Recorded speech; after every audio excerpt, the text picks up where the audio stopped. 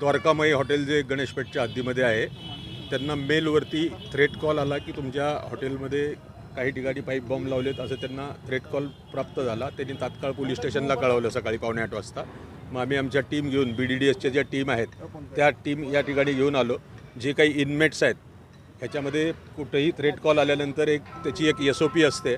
त्या SOP प्रमाणे आम्ही सगळ्या इनमेटला पहिल्यांदा इव्हॅक्युएट केलं, व्यवस्थित ठिकाणी घेतलं आणि आमच्या BDDSच्या टीम ज्या आहेत त्याच्या माध्यमातून आम्ही पूर्ण सर्च करून घेतलेलं आहे. अशा पद्धतीने कुठलंही संशयास्पद वस्तू या ठिकाणी आम्हाला आढळून आलेली नाही.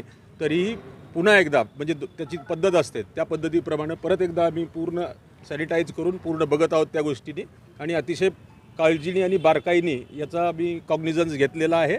आणि यापुढेही अशा पद्धतीने जो कुठलीही माहिती प्राप्त होत असेल तर त्याचा पोलीस कॉग्निझन्स घेत राहील. कुठून हा मेल आला होता?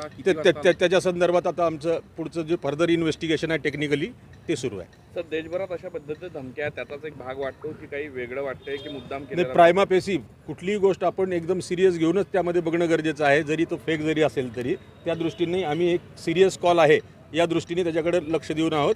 आणि यापुढे जे फर्दर टेक्निकल इन्व्हेस्टिगेशन होईल त्या माध्यमातून ज्या काही पुढच्या गोष्टी येतील ती बाबी संबंधित. सर, काल अनेक ठिकाणी रेल्वे स्टेशन एअरपोर्टला आले होते आणि आज मुंबईत आपलं दिल्लीला सुद्धा शाळेमध्ये काही धमकी आले. तर त्याच शृंखलेमध्ये किंवा त्या मालिकेतलं असे काही मेल वगैरे हा आहे का, काय म्हणजे तपासात? नाही, आता तो तपासाचा फर्दर पुढचा भाग आहे, त्याच्यामध्ये आपण बघू आपण त्याचे कुठं लिंक होते का. पण प्रायमा बेसी सध्या आम्हाला त्याच्यामध्ये काही दिसत नाही आहे. फर्दर ॲनालिसिस झाल्यावर लक्षात येईल. थँक्यू. क्या